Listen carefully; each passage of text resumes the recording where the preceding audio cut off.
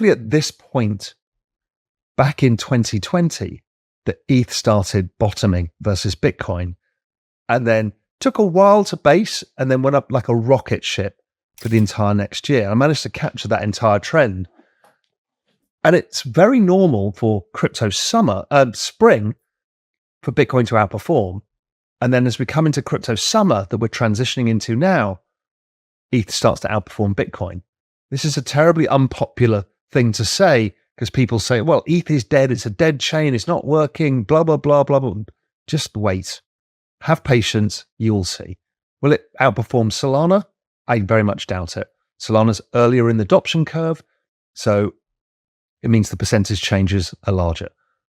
So that's how I see it with that. You can see the start of crypto spring, which was the breakout of this pattern and the slight acceleration. That's as we're getting to warmer days of spring, as it were.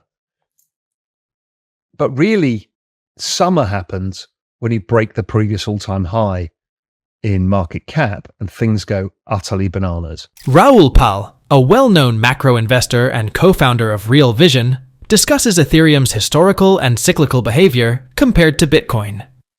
Raoul describes a pattern where Bitcoin outperforms during the early phase of a bull market, or crypto spring. As the market matures into crypto summer, Ethereum typically outperforms Bitcoin. He suggests that the market is transitioning from crypto spring to summer, where Ethereum's performance could potentially exceed Bitcoin's again. Despite negative sentiment and claims that Ethereum is a dead chain, Raoul advises patience because Ethereum will likely show strong performance as the market cycle progresses. While he believes Ethereum will perform well, he also mentions that earlier in its adoption curve, Solana might see larger percentage changes and potentially outperform Ethereum in terms of growth rate. Finally, Pal explained that the true crypto summer and a significant bull market phase occur when the total market cap breaks its previous all-time high, leading to a period where market activities become extremely bullish. We will show more of Raoul Pal's insight into these leading cryptocurrencies. Also, please take some time to like this video and subscribe to the channel to show your support. Thanks, and enjoy. So we saw that chart before. This is ISM going forwards. Last time I showed you the ISM versus liquidity, but here's ISM going forwards, which says the business cycle is going to rise. This is why currently cyclical stocks, commodities are rising, because the ISM is starting to pick up.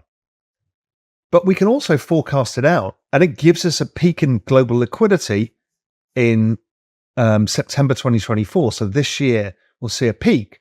Don't worry, a peak is not a peak of markets. This is a year-over-year rate of change. We don't end up getting to negative liquidity until December 2025. So this is why I think this cycle runs between now, and it started in 2022, sometime in 2025, somewhere probably towards the latter end. Normally, the crypto markets end in December. Maybe it comes a bit sooner. We'll have to be on alert for that.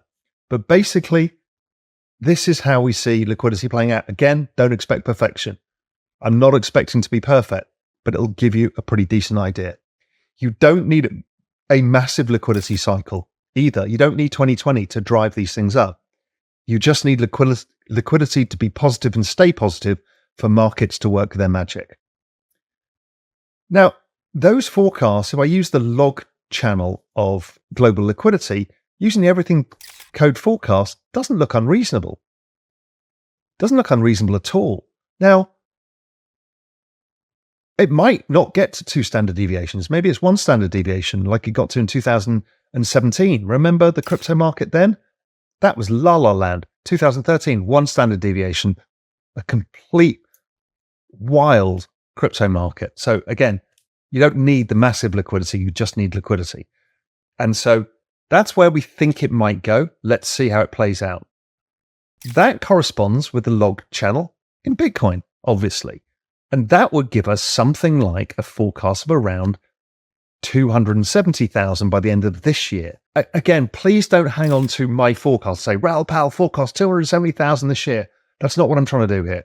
What I'm trying to do is contextualize stuff for you and say, listen, between now and the end of the year, it's going up a decent amount. Is it 150,000? Is it 250,000? Is something in the middle? I don't know, and I don't really care. And nor should you. People get too hung up on forecasts when this asset is just going up over time. Anyway, it means this year will be a very strong year. And we can plug in some forecasts.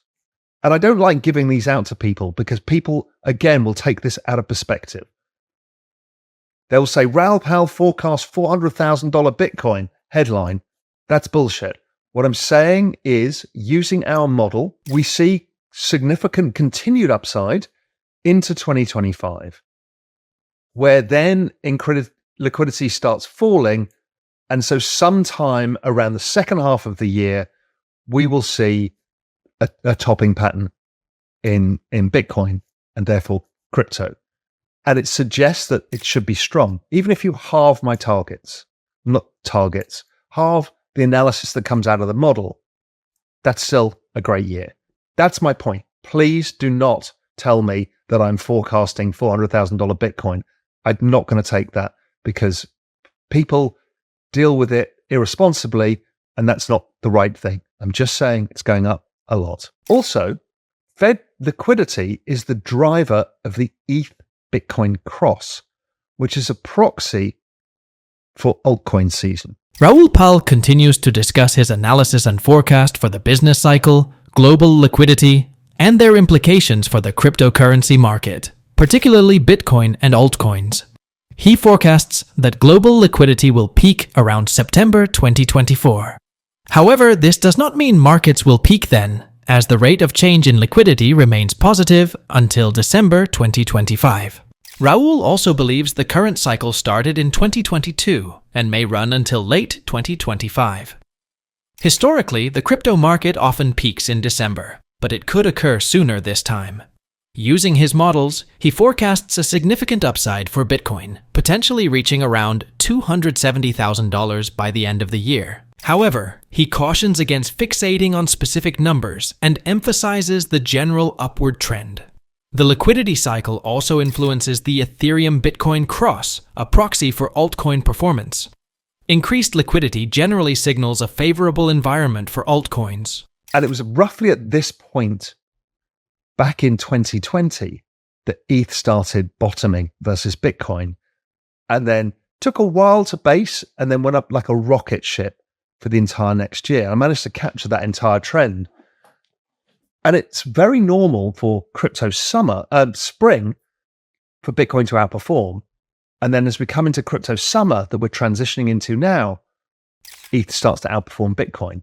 This is a terribly unpopular thing to say because people say, well, ETH is dead. It's a dead chain. It's not working, blah, blah, blah, blah, blah.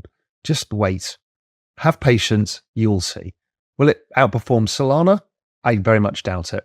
Solana's earlier in the adoption curve, so it means the percentage changes are larger. So that's how I see it with that. You can see the start of crypto spring, which was the breakout of this pattern and the slight acceleration. That's as we're getting to warmer days of spring, as it were. But really, summer happens when you break the previous all-time high in market cap and things go utterly bananas. So this is ex-Ethereum. So this is the rest of the space really starting to accelerate. And sometime in 2024, we will hit all-time high market cap of altcoins. And this chart will go truly into the banana zone, which I know is a very fun time. People lose their fucking minds in this period. And I'm urging you to remember my rules about don't use leverage. Keep top 3, top 5 market cap tokens. If you are going to go out the risk curve, do it with 10% of your capital or less. Just be careful out there. Don't fuck this up. This is a gift, but you can screw it up by getting greedy, getting FOMO, and doing stupid shit you shouldn't do. Just don't do that. If you want to have some fun, catch an altcoin season, do it with your 10%.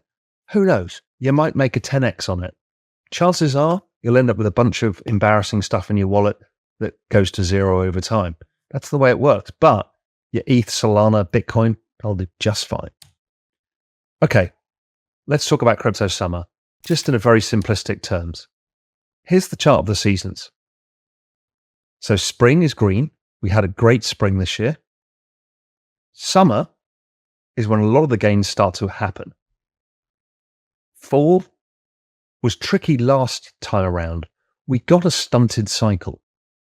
If you remember, that kind of double toppy style thing was highly unusual.